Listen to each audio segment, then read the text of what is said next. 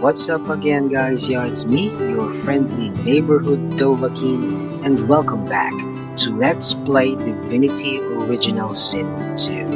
And before we begin, be sure to hit on the subscribe button for more great videos. Okay, the previous episode was purely cerebral in nature.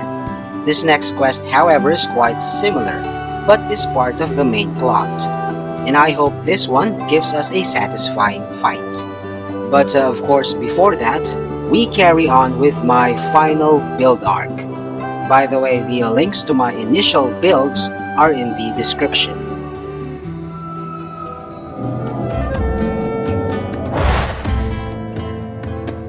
On a side note, as per context, Onic means wise in Skyrim's dragon language. Going back, an important note on the other hand, you won't understand this final build on my main without watching my episode on Red, cause a lot of the figures and stats here have already been thoroughly explained there. Thus, so as not to repeat myself, I will simply refer to that video time and again. Alright, on static secondary attributes, namely Con, Memory, and Wits. First on Memory. This depends on how many slots you're comfortable working with. As per my main, my magic static number is 36. And yes, that's a lot of spells. By the way, besides from directly increasing slots by memory points, you also gain 1 slot per 2 levels on top of that. So I'll just reduce his memory when I get an extra slot if I reach level 22. Next, Constitution and Wits. I arrived at these static figures based on a personal formula that I specified in Red's vid. As per Con, he's the second lowest, cause like Fane, who's a ranger with the least Con, most of the time my main is also away from the thick of the fight. As per Wits, on the other hand, he's the highest, cause as far as initiative is concerned, I want him to be the first in turn order. And if I may add though, I'm sure you already know, a mage with high initiative, who always takes the first turn, is a very significant tactical advantage. Like Red, who focuses on STR, my main has also one primary attribute, Int. So beyond this point, all future points will just go there. Anyway, I'm certain you noticed that his Fin is just 5 points. For him, Fin is the useless attribute that I sacrificed back in episode 53 at the Teacher's Hall in the Council Academy of Act 3. In conjunction with the Respect Mirror, 10 points is the least you can go when decreasing attributes.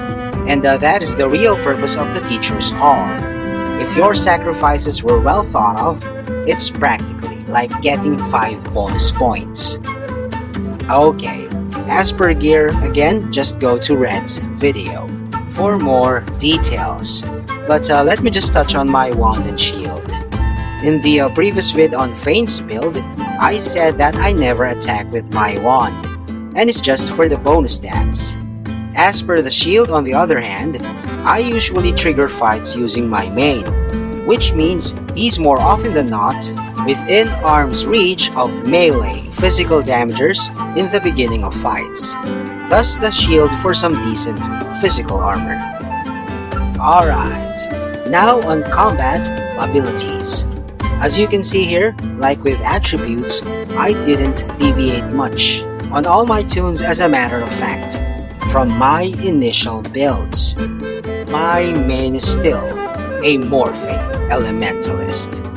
And in his initial build vid, I've designed and shown this logo/diagram.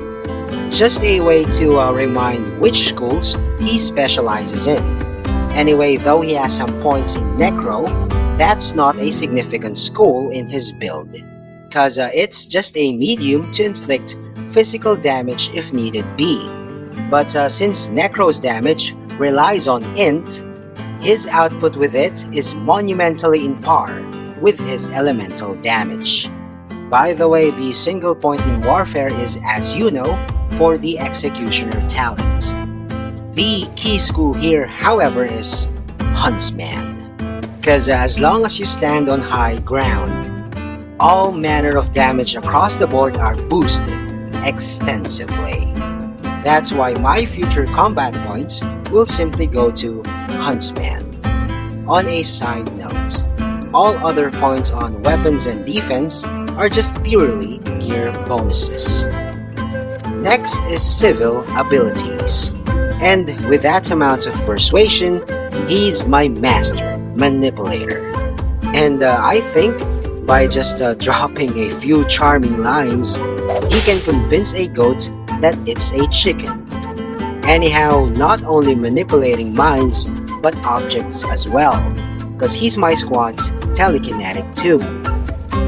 Now we move on to talents, and without Ingenious, Spider's Kiss, and Thrifty, instead of just having 5 talent points at level 20, he has 7. The 6th point, by the way, I already explained in Red's vid, to be the one from the free Pet Pal mod. The 7th, however, which is Demon, is not a point, but rather a gear bonus. Anyway, going back to Pet Pal.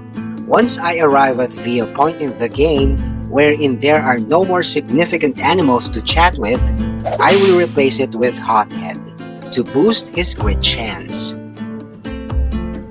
Okay, since my main is a custom tune, let's touch on tags.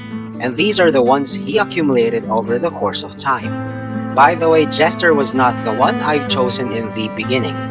That was formerly Barbarian, but I found out that it's pointless, so I swapped it with Jester, which was care of the Sallow Man in episode 49 back in Act 3.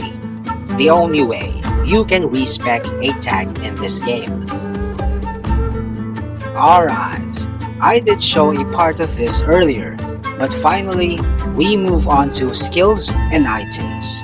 And it's not about having these specific skills memorized, because you should always adapt for any situation, but instead, the number of slots you're comfortable with. Anyhow, obviously except for Resurrection, I don't use scrolls, because for me, they're just clutter. And to organize things, all my pots are in a bag. Furthermore, I only use 2 hotbars, and the second one is for my innate, source, and item skills and ammo. So, there you go. My final build arc comes to a close with my main, Onyx Dovahkiin, the Morphing Elementalist.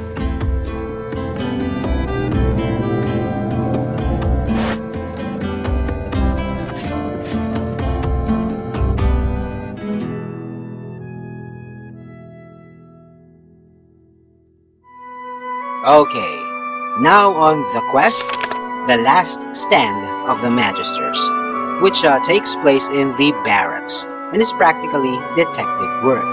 And so far in my playthrough, the most rewarding, because you'll get 3 very decent unique gear and 1 divine. Anyway, without further ado, let's get the quest from Lord Kem.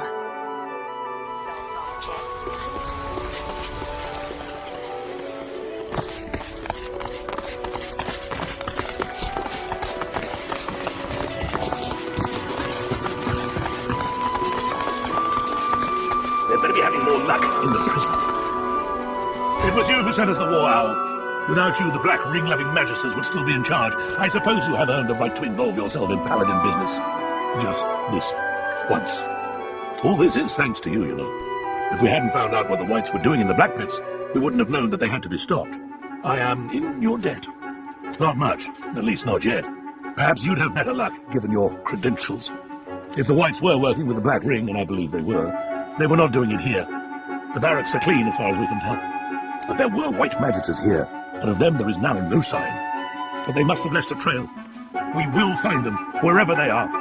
Enjoy the city, won't you? Arx is wonderful at this time of year. by the way, there are a lot of traps in the areas involved in this quest, but by now at level 20-ish, I'm certain their damage if triggered won't matter as much. This fight was set on purpose. Oh, they aren't even looking in the right spot. They'll never find what they want.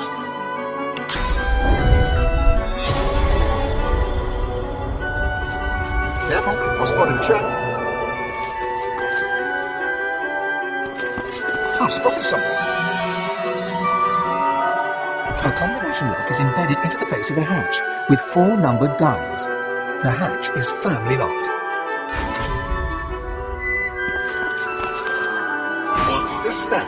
The paladins resorting to bringing in outsiders to try and decipher my work. He sneers at you. His spectral form bears impressions of severe burn injuries. No matter. You'll fail just like them. Do I know? I was the high cryptographer here. Those locks are my creation. Now that I'm dead, nobody shall be able to overcome them. This lock will never be broken. I doubt anyone will even grasp how the plaques correspond with... The spirit catches himself. I digress. I guess my only regret is that I will never be able to present my technique to the annual symposium of cryptographers. Perhaps the Magisters didn't want anyone poking around in here. There, the cryptographer slipped his tongue and gave you a clue involving plaques. And those plaques are just hanging in the adjacent room, which, by the way, in context, is the motto of the Magisters. And to expedite this, I'll just reveal the sequence while unlocking the hatch. The plaque reads, Purity of Mind. If I was wondering once, where A combination lock is embedded into the face of the hatch with 4 numbered dials. A sequence of numbers has been engraved on the face of the mechanism. 1, 3, 2, 4. Below this are 4 dials. Each of the 4 dials bears 4 phrases that can be rotated into place. The first dial must be set. The mechanism clicks. The second dial has the same 4 phrases to select from. The mechanism clicks once again. The third dial bears the same options as before. Another click. One last dial remains, with the same phrases as all the others. The final dial clicks. Then, deeper within the mechanism, the sound of gears turning and a bolt withdrawing. The hatch yields, clicking open. No, it can't be. You cheated. Often the strongest locks hide the darkest secrets. Alright, on this floor, first explore the larger chamber and read the book on the desk. Report on the toy cellar. To acquire the quest, a craftsman of dreams and nightmares. Look out! I see a trap nearby.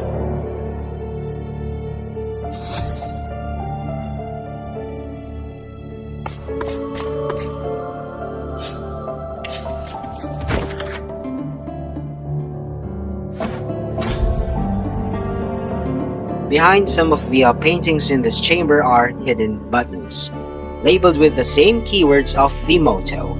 And back at the encrypted hatch, body, which is third, comes before society. Here, however, you must apply the ideal order. So it's mind, society, body, and lastly, divine. Careful now, that's a trap.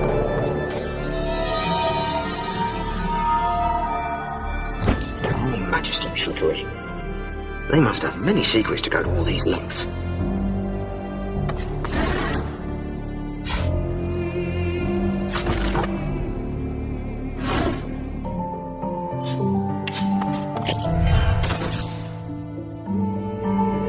There's some mechanism at work behind these walls. I've spotted something.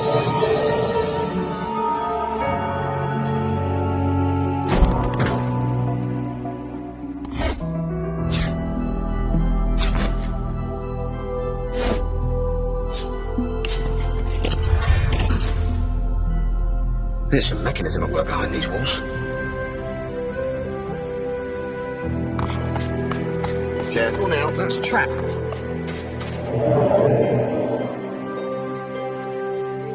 I spotted something.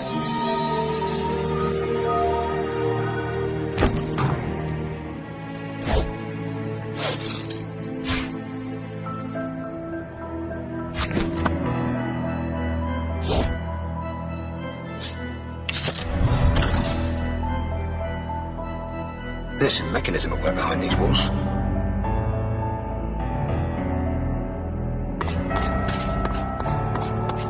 Careful, I spotted a trap.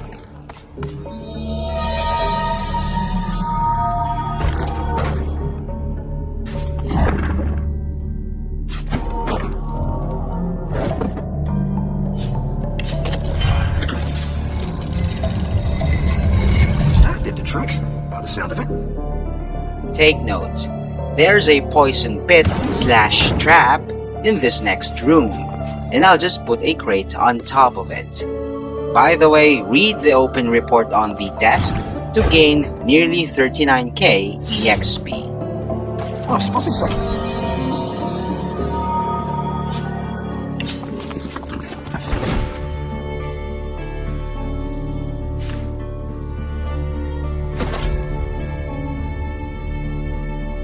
Anyhow, you can talk with the ghost here and learn some intel about the brewing Dwarven Rebellion, but he doesn't update your journal. Okay, the first unique item, a ring, is in this chest.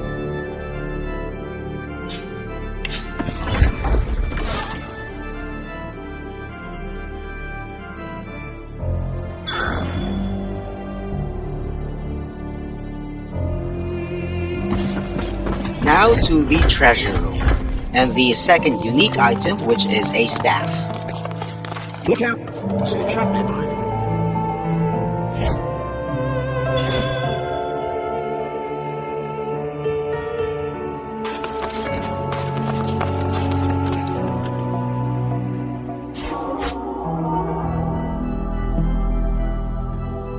Alright, here's the stats of the staff.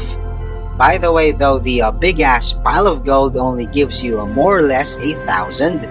This room is peppered with precious gems.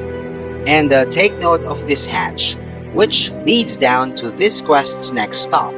But you will be welcomed by a fight on a disadvantageous position. To gain the tactical advantage on that fight, follow me. Anyhow, there will be a reflection dialogue along the way.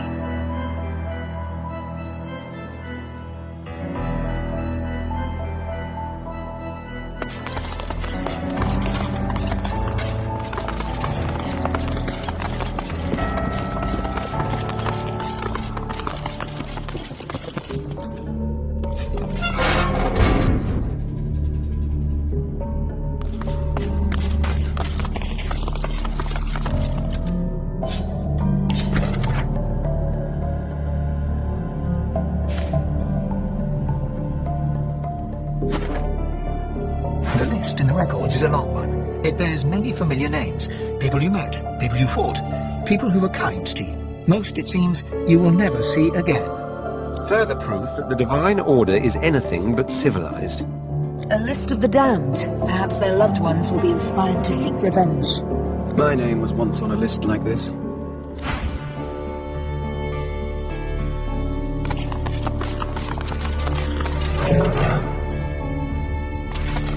Much effort to maintain secrecy. What are the Magisters hiding? On a side note, this ghost, don't know how to pronounce her name by the way, was the undead trader back in Act 2 in Cloisterwood, who asked for a corpse explosion skill book and blew herself up at the graveyard. A small talk with her here won't progress anything, however. By the way, I already killed White Magister Raymond back at the Black Pits in episode 36, and his spirit is here as well. But if you didn't side with the Black Ring prisoners back there, and Raymond is still alive, he will be part of the battle. On the other hand, a very important note on the fight. Don't use anything that will cause fire, because you don't want to burn the all-important paper trail. Okay, now let's just literally jump right in.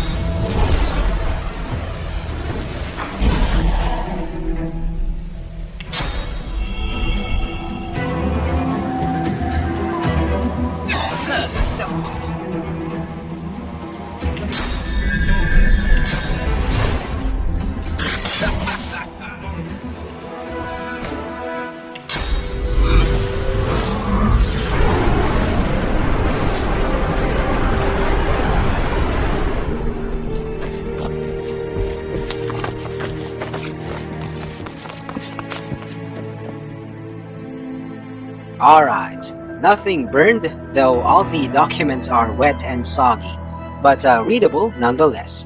So simply read all of them to update your journal. By the way, Raymond's ghost is as useless as so just consume him without any second thought. Anyway, the guaranteed random divine item is with one of the geists that you just killed.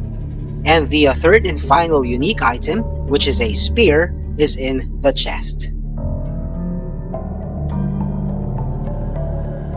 Raymond's spirit offers you a thin smile as he is consumed, zealous to the end.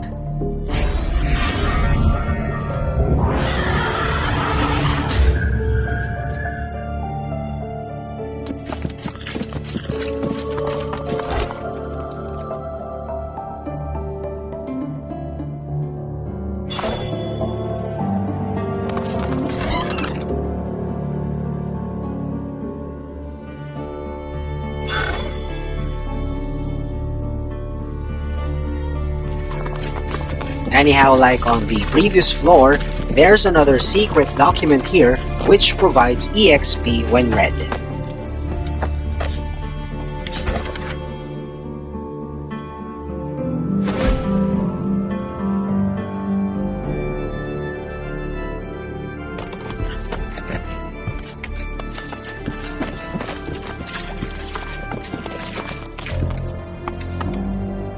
By the way, this is the way up to the hatch in the treasure room, which I warned about earlier.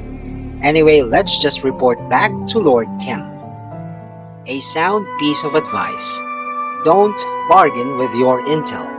Just tell him what you found out, get your reward and be done with it. Testing him, however, by withholding intel will make him and all his paladin minions aggro, which might cause quest-breaking bugs.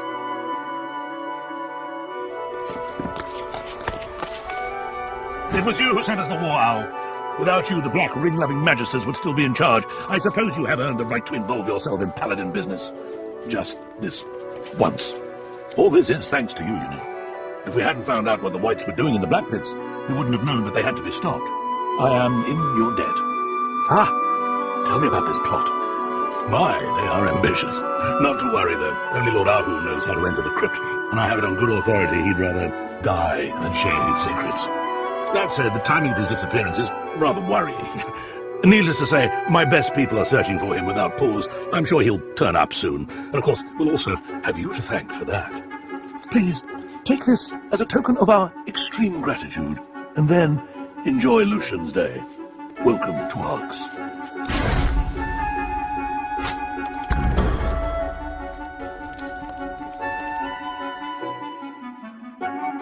Anyway, that was just a quick run, but of course, leave no stone unturned. And that's all there is for now. Thanks for watching. Also, check out other videos from Sabbath Clan Philippines and subscribe. See you on my next vid. Peace out.